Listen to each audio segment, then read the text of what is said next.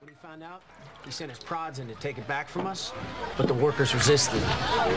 Fought the law, huh? If the mutters are together on a thing, there's too many of us to be put down. So in the end, Jaynestown, or as I like to call it, my very own riot. And then, when we put that statue of you in town square, he rolled in, wanted to tear it down, but the whole town rioted. You guys had a riot? On account of me? My very own riot? Is a popular episode among my circle of friends. And I suppose it's easy to see why. There's a superb array of funny and sexy subplots, determined and cunning villains, and some of the coolest plot twists that can be imagined. Firefly is utterly brilliant at giving us the best parts when you least expect them, and making them count. I'm talking about these great plot twists like the discovery of the statue that surprises us to no end, and then the scene continues with a long, funny pause for reflection. I like to bemoan plot surprises that are only good if you don't see them coming. But that scene, like many others, is still good even when you watch it for a second time, because the characters' reactions are quite to the point and funny, surprise or no. However, Jaynestown, or My Very Own Riot, has its downsides.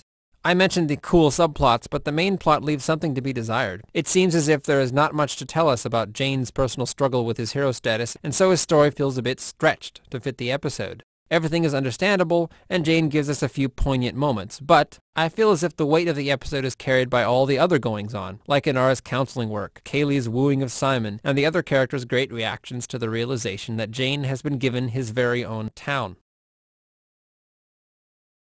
My personal favorite part of Jaynestown is this opening sequence.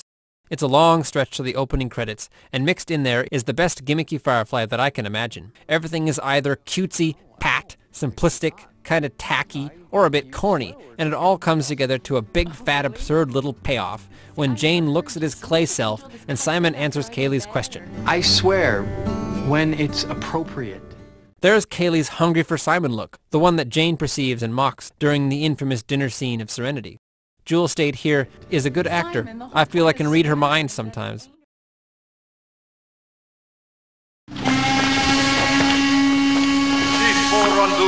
Chief 4 on duty.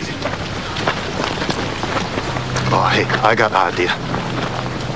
Instead of us hanging around playing art critic until I get pinched by the man, how's about we move away from this eerie-ass piece of work and get on with our creasy... I like the contemplative cowboy that we see in Malcolm here. Doesn't this scene remind you of Ariel when River reads Jane's mind and begins to torment him and his guilt to no end? His eyes keep following me. I rest my case.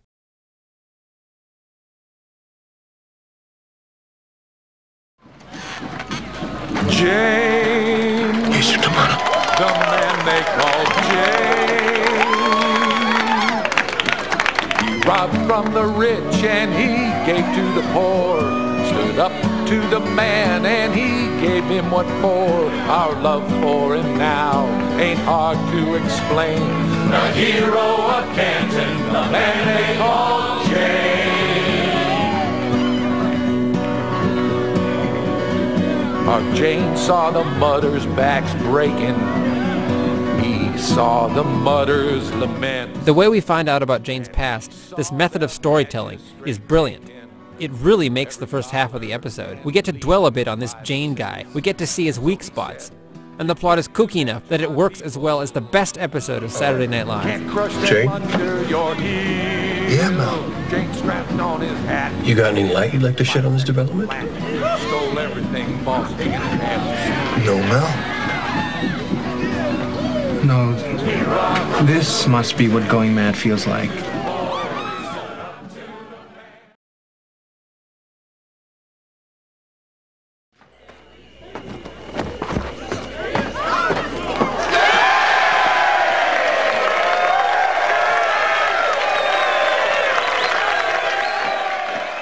Part of my criticism for this Hero Jane plot is that it's not really about Jane. Until the last couple of scenes, it fails to be about more than just a guy who is given a big weird burden that gets a little less interesting as the plot moves along. Everybody is charming and funny about it, but the whole experience feels a bit shallow, except for some moralizations that are tacked on at the end. Give me some milk. Don't you understand? He's come back! It's Jane! Hero of Canton won't be drinking that, young man, yeah? He drinks the best whiskey in the house! Jane's dilemma is more of an opportunity for some great storytelling and witty repartee. That ain't nothing, I suppose. But they should have... Well, I shouldn't rewrite the episode here. That's boring. I came here to make sure a deal went down solid, not to get chopped up by the Canton prod crew and fed to the bog. I understand your concerns, friend. This was all part of our new plan.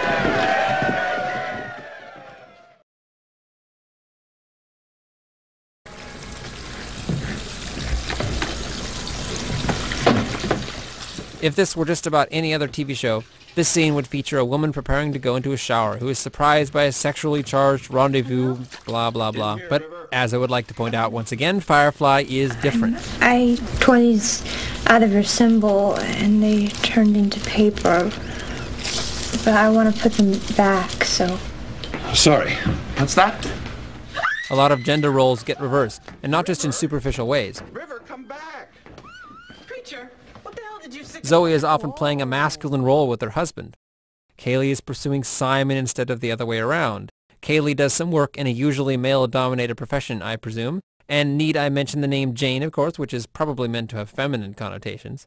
This kind of feminism, or whatever you call it, is a theme in Firefly. Men still generally act like men, and same for the women, but this is often just skin deep. Kaylee, for instance, did get her job by having sex with the right guy, but Malcolm and Kaylee moved beyond their initial encounter because they have this great mutual respect thing going. You know, you are pretty funny. And you're pretty...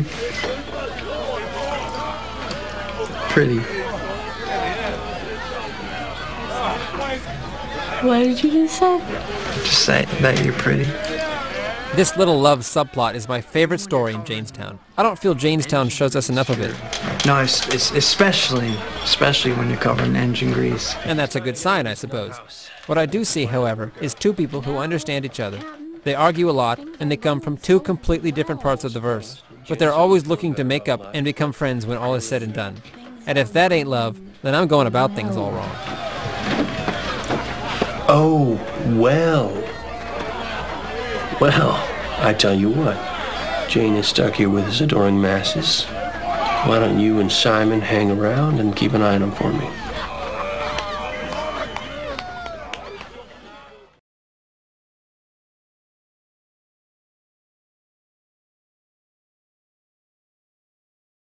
I have a passing interest in gardening, and I suppose I have always wondered what plants they would put on a terraformed world like this one. I imagine that some weed, like this bamboo, will sprout up and basically take over the barren landscape, but anyway, it's fun to see Firefly use a bit of imagination with the planet's terrain.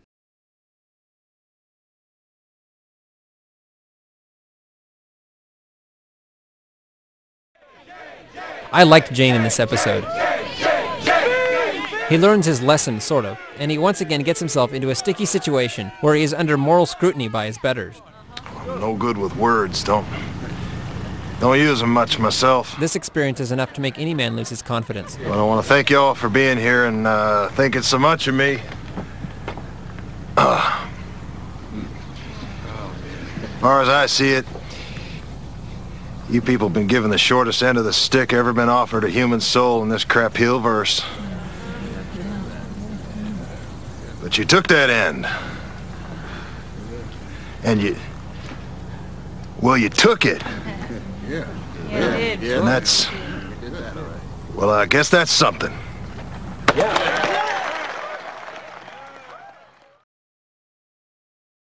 Wipe that smile off your head. How dare you defy me, You wanted to make a man out of me, Dad. I guess it worked. Hey, look at this. Right here. You can tell they spent a long time trying to get just the right pose to end this scene.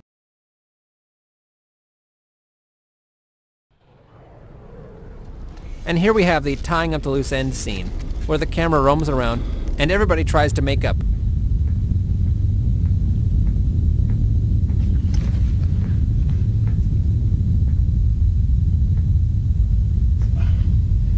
Just keep walking, preacher man. This type of scene has a long history going all the way back to Shakespeare, but the cadence here is quite unique. The plots aren't necessarily resolved in a conventional sense, and things are edited in a smooth fashion that feels particularly akin to Mutant Enemy productions. You couldn't beat him back? Or would that not be appropriate? You're never letting go of that, are you? Well, you confound me some is all. I mean, you like me well enough, and we get along, and then you go all stiff. Jaynestown, like every other episode of Firefly, works because of scenes like this, where the characters are left to deal with their unique problems by themselves. The episode is less interesting when it gets all preachy with Jane, but even he is given his cue to tell it like it is and give us a few belly laughs. It means more out here. It's all I have.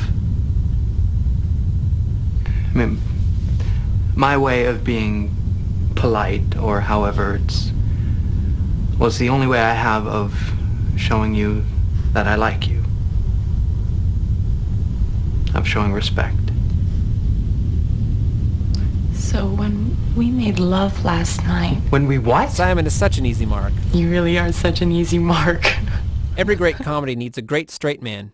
Jaynestown has two.